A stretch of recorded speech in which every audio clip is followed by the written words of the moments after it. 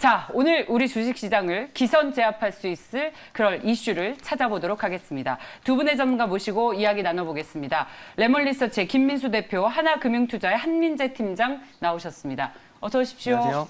네, 안녕하십니까. 자, 저희 오늘 요즘 워낙 남북경협주들이 날려서 오프닝에서 잠시 언급을 해봤고 이외에 오늘 또 뜨거운 이슈들 몇 가지를 보도록 하겠습니다. 먼저 첫 번째 소식입니다. 바로 SKC입니다. 이 어제 SKC 이사회에서 영국 실리콘 음극재 회사랑 조인트 벤처를 만들어서 이게 테슬라에 들어가면 이게 그야말로 대박이다라는 기대감 때문에 최근에 주가가 많이 올랐다가 어제 이사회에서 부결이 나서 실망 매물들이 좀 나온 것 같습니다. 이걸 우리 투자 아이디어로 어떻게 가져가면 좋을지 먼저 두 분의 의견부터 볼까요? 네. 자, 먼저 두 분 다 오를 해주셨는데 이 오에 대한 해석을 좀 들어야 될 것 같습니다. 대표님, 네. 이 실망 매물이 나오는 것을 어떤 기회 요인으로 볼 수 있는 것인가요? 아니면 여전히 투자에 보수적으로 가져가는 것이 좋겠습니까? 네, 일단 기대하던 게 약간 꺾이긴 했는데 그렇다고 SKC의 본질 가치가 흔들리지는 않았다라는 쪽으로 봤을 때는 아마 이 파장을 가지고 한 하루 이틀 정도는 더 흔들릴 수는 있겠는데요. 그럼에도 불구하고 지금 최근에 급등했던 부분에 대한 차익 매물이다. 네. 안쪽과 같이 연결시켜서 봐야 될 것 같고요.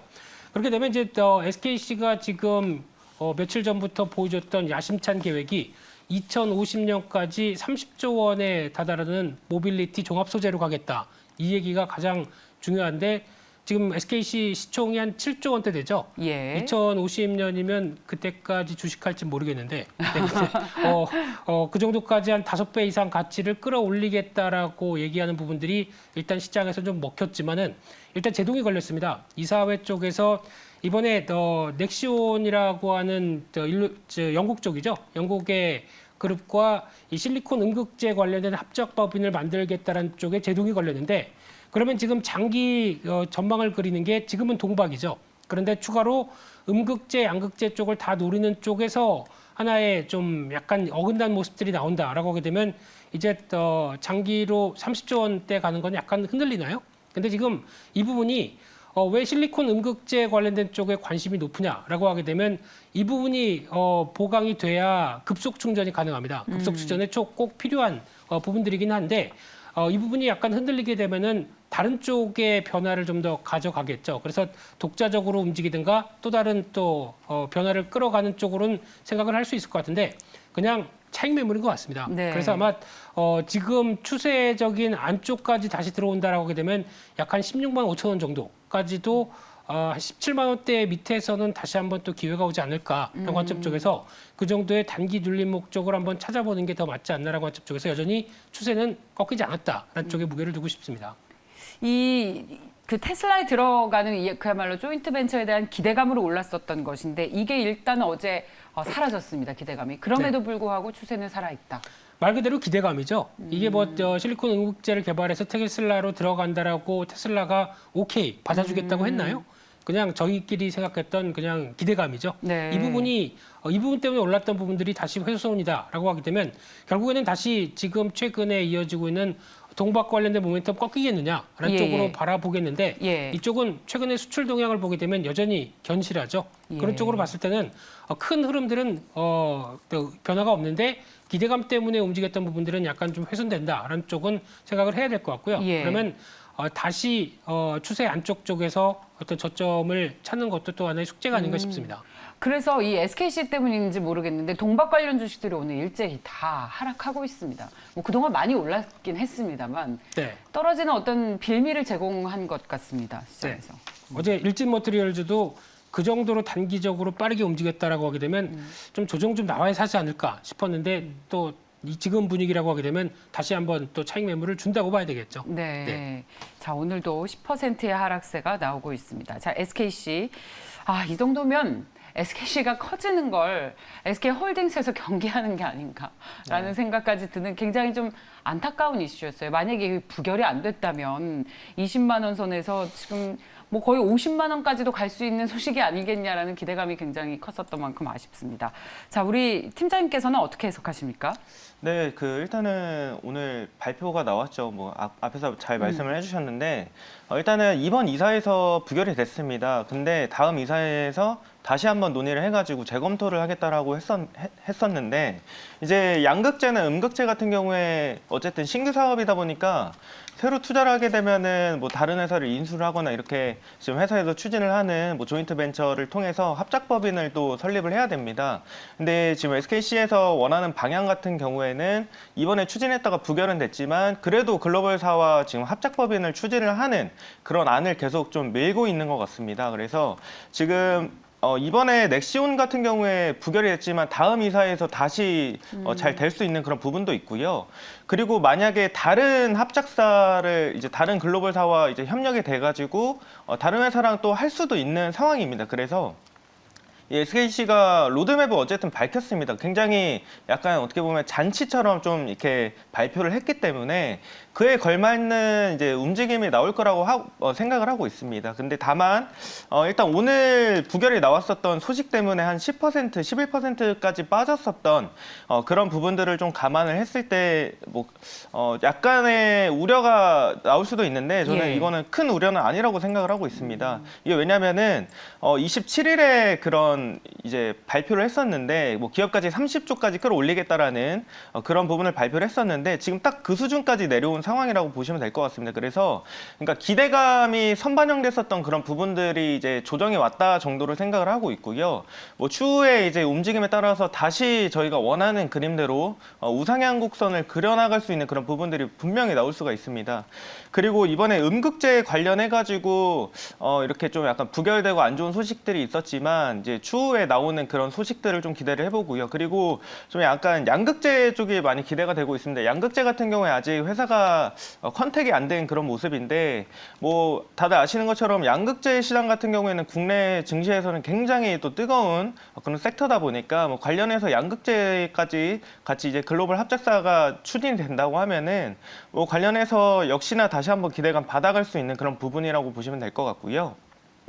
그리고 원래 이제 처음에 이런 합작법인 안이 나왔을 때 2개 회사를 고민을 했습니다. 2개 회사 중에 1개 회사를 먼저 추진하겠다라고 했는데 일단은 저희 시장에서 원하는 거는 어쨌든 2차 전지 소재 쪽이기 때문에 음극재 쪽에서 약간 부각이 많이 됐었는데 이 반도체 회사랑도 지금 컨택이 돼 있습니다. 그래서 이 합작법인이 만약에 이 넥시온이 부결이 돼가지고 안 되는 거라고 하면은 반도체 쪽이 오히려 먼저 움직일 수도 있습니다. 그래서 반도체 쪽에서 이제 합작법인이 먼저 나오고 그 다음에 2차 전지 소재 기업과 합작법인이 나올 수 있는 그런 부분이 있기 때문에 아직 이런 기대감을 충분히 이어갈 수 있다고 생각을 하고 있고 약간은 좀 긴 호흡으로 보셔야 되겠습니다. SKC를 바라볼 때 회사에서도 2025년까지의 로드맵을 발표를 했다 보니까 약간은 긴 호흡으로 지금 좀 조정이 나왔을 때 매수를 좀 담아두시면 어떨까 이렇게 생각해보고 있습니다. 그렇군요. 두 분 모두 SKC의 어떤 추세는 훼손되지 않았다. 지금 주가의 하락을 오히려 매수의 기회로 활용하자라는 두 분의 의견이 한데에 모아졌습니다. 자, 다음 소식 보겠습니다. 바로 에코캡입니다. 리비안 호재에 이렇게 어려운 장에서 연일 상한가를 나타내고 있습니다. 에코캡뿐만이 아니라 동시에 대원화성도 오늘도 거의 가격 제한폭까지 올랐군요. 자, 이 두 회사의 투자를 어떻게 하면 좋을지 두 분의 의견부터 보겠습니다. 네, 자, 먼저 김민수 대표의 의견부터 들어보겠습니다. 자, 리비안 효과 이제 다 반영이 된 겁니까? 네, 요즘 어제도 보니까 어제는 또 루시드 에어 차 생산 라인 보여주죠. 그러면서 차 나오는 거 보면서 또 여러 가지 어필을 많이 하는 것 같은데 그 차 한 대 얼마인지 아십니까? 얼마입니까? 2억입니다. 루시드 에어. 네. 그렇군요. 네. 집값입니까? 네, 거의 집 한 채 값이에요. 한번 충전하면 800km 간다는 꿈의 차. 우리 이렇게 잘 하고 있다라고 하다 보니까 이제 최근에 이런 전기차 이제 테슬라 말고 등장하는 회사들에 대한 관심이 뜨겁죠. 그래서 지금 리비안 같은 경우도 한 또 그 아마존이 한 109억 달러 이 정도 투자한 것 같은데 11월 25일 날 정도 상장할 걸로 보여집니다. 한 800억 달러 가치로 한 8배. 아마존 투자 잘하네요. 네. 돈 맡기고 싶습니다. 네. 근데 이런 쪽의 변화가 나오다 보니까 기대감이 커지면서 지금 관련된 종목들 어제부터 뜨거운 게 뭐 에코캡, 대원화성, 뭐 또 조금 더 확장시키게 되면 뭐 센트럴 모텍 뭐 이런 예. 회사들도 다 같이 영향을 받는 걸로 보여지고 있는데 그런데 말입니다. 네. 여기서 중요한 거는 네. 리비안 상장과 지금 공급하는 이런 회사들의 관계가 뭐가 있을까요? 네, 별로 없죠. 뭐 지분을 갖고 있어서 그게 커졌다는 것도 아니고 그냥 리비안이 상장을 해서 덩치가 커지게 되면 뭐 더 투자를 잘해서 너네 제품 비싸게 사주겠다 이렇게 되는 논리가 맞는데 그게 지금 에코캡 같은 경우 하는 내용이 와이어링 하네스죠. 특히 이쪽은 어떤 마진이 크지 않아서 지금 생산 기지를 다 중국이나 동남아로 옮기는 상황 쪽에서 변화라고 하게 되면 아무리 그쪽에 납품을 한다고 하더라도 뭐 어떤 상장과 큰 변화가 있을까요? 제가 보기에는 큰 관계는 없는 것 같고 마찬가지로 대원화성 같은 뭐 시트 만드는 회사 예. 이쪽도 납품을 하는데 그렇게 뭐 어떻게 보면 진입 장벽이 높은 것도 아니고요. 거기다가 어떤 납품을 함으로 인해서 뭔가 큰 변화를 이끌어낸다는 거는 제가 보기에는 연관성이 많이 떨어진다. 특히 지금 실적을 보게 되면은 납품을 하는 건 좋습니다. 그러면 이제 에코캡 같은 경우 상반기 실적이 영업 적자죠.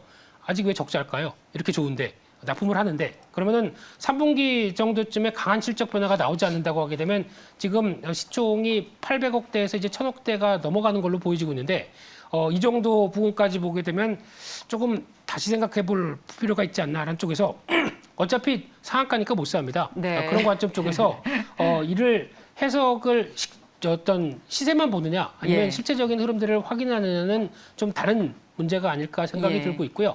시장이 좀 약할 때 강하게 붙는 테마 정도 이 정도로 해석을 하되 그쵸. 차라리 이쪽에 대한 종목들은 현대 기아차나 아니면 자동차 회사들이 다 이제 출하량이 정상적으로 돌아가기 시작한다. 그때 제대로 된 움직임이 나오는 부품주를 보는 게 더 맞지 않나 싶습니다. 네. 이 리비안 관련 수혜주들이 움직이는 흐름은 이 남북 경협주들과 비슷합니다.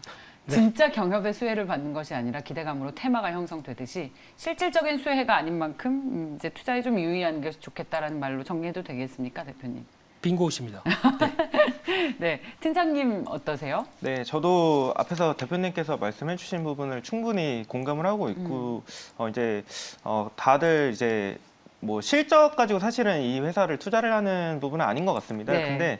근데 일단은 국내에서 상징하는 바가 굉장히 크다고 거듭해서 말씀을 드리는 게 이제 미국 시장인데 어쨌든 이제 관련해가지고 뉴욕 증시에 상장을 한다고 합니다. 그래서 이 대원화성이라든지 에코캡이라든지 전반적으로 리비안 관련주들이 어제도 그렇고 오늘도 이제 많은 상승을 좀 이끌어냈는데 저는 이 테마가 좀 강하다고 생각을 하고 있습니다. 그래서 테마가 좀 강하기 때문에 이제 한 번, 두 번 정도의 더 상승 원동력이 좀 있지 않을까라는 그런 생각을 하고 있습니다. 일단은 리비안이 지금 이제 상장을 하기 때문에 국내 관련주들이 또 많이 상승을 하는 그런 부분이 일단 아마존이 또 투자를 했고요. 그리고 리비안이 받은 투자액이 굉장히 큽니다. 105억 달러 정도가 달하고요. 만약에 상장을 하게 되면은 이제 기업 가치가 한 800억 달러 정도 한다고 합니다. 그래서 이게 94조 정도 달할 거라고 하는데 이게 현대기아차를 합친 시총보다 더 높은 수준입니다. 그래서 전반적으로 지금 국내 리비안 관련 업체들이 사실은 뭐 이런 실적적인 부분이 사실은 아직은 뭐 그렇게 도출이 되지 않은 그런 부분들 그리고 앞에서 대표님께서 말씀해 주신 것처럼 상장이 되고 이렇게 트럭을 팔아도 이런 부분들이 실적으로 크게 연계가 되지 않을 것이다라는 부분은 충분히 공감을 하는 그런 부분이지만 예. 어쨌든 재료가 굉장히 저는 세다고 생각을 하고 있습니다. 예. 그리고 사실은 어제도 장이 좀 안 좋았었고 오늘 같은 경우에는 그래도 어제보다는 좀 나은 정도인 것 같은데 이렇게 장이 좀 안 좋을 때는 이런 재료가 굉장히 강한 종목들이 또 상승할 수 있는 그런 부분들이 있죠. 네. 그리고 에코캡 같은 경우에도 사실은 이제 2번 상한가를 기록을 했고, 뭐 동방이나 이런 옛날에 쿠팡 관련주도 좀 같이 봤을 때 한 2번보다는 이제 3번까지도 갔었던 그런 기억이 있다 보니까 이제 한 번 정도는 더 가지 않을까 그런 부분에서 매수 의견 드렸습니다.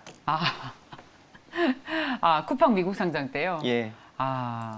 알겠습니다. 이 정도면 이제 주식 투자가 아니라 뭐 거의 그쵸? 네, 뭐 5대5의 영역이죠. 네, 왜냐면은 또 시장이 좀 불안한 그런 과정에서는 예. 테마가 강한 종목들이 또 상승을 야기할 수 있는 그런 부분들이 있기 때문에 관련해서 보시면 될 것 같습니다. 네, 참고하십시오. 자, 이제 마지막 이슈 보도록 하겠습니다.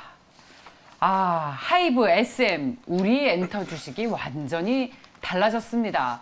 자, 앞으로 계속 투자 매력이 있다고 보시는지 두 분의 의견 보겠습니다. 네. 자, 김민수 대표님, 네. 이 엔터주가 과거의 그런 엔터주가 아니죠. 우리 나라의 위상을 드높이는 그런 산업이 됐습니다. 네, 그런 걸 떠나서요.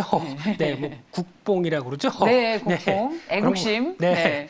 그런 걸 떠나서 기업만 봤을 때는 하반기에 꼭 엔터주 한 종목은 갖고 있어야 된다라고 말씀드리고 얘기를 이것저것 많이 드렸었는데 특히 대표적으로 지금 그냥 저희가 알고 있는 과거의 아이돌 인기가 기업에 얼마나 영향을 끼치겠느냐라는 네. 부분들이 끼칩니다. 네, 그렇게 정답을 내려야 될 것 같고요. 예. 플랫폼부터 이제 음반 판매 저희가 예전에 서태지와 아이들 이게 이런 쪽에서 뭐 김건모 뭐 이게 네, 100만 장 팔리는 것과 예. 지금 100만 장 팔리는 거는 분위기가 다르죠.